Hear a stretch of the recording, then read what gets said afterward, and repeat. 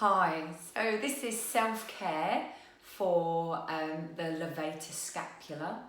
So that the lovely naming Levator Scapula, pretend this is the scapula, which is the shoulder blade. It attaches to the tip, like an arrowhead point of the scapula, and it kind of nicely, gently curls up into the side of the neck. And Latin is really helpful, so levator means to lift, and scapula means that shoulder blade. So the levator scapular muscle, when it contracts, when it does that, it raises the shoulder blade up. One of its other actions is to turn the head into the same direction. And when it gets tight, and it gets tight really frequently in us telly watchers and desk workers and car drivers, that it's the most common or prominent muscle to cause stiffness and pain within our neck. So it's a really great one to target. So let's have a go at finding it first. I'm going to spin around. So I'm going to take my opposite arm across my body. And like I said before, it raises the shoulder blade, so you could lift the shoulder blade up.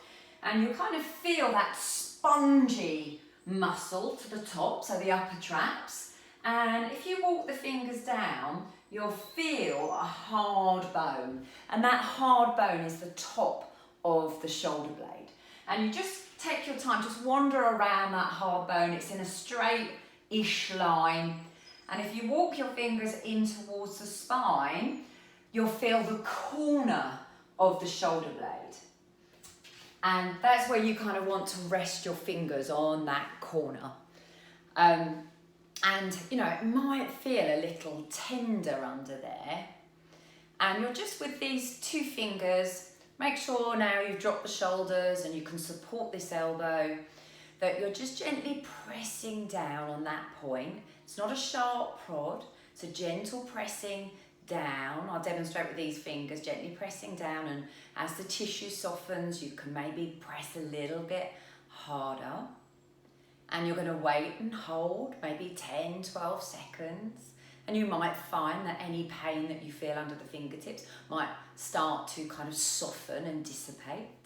And we're at a stretch. So like I said, that muscle contracts and it turns our head in the same direction. So it makes sense to stretch it if we turn our head away from it, that we offer it a lovely stretch. So we're going to turn away, and one other action we're going to take is to start to look down, and you'll kind of feel the neck muscles lengthening. And with a static stretch, we hold this between kind of 15 to 60 seconds.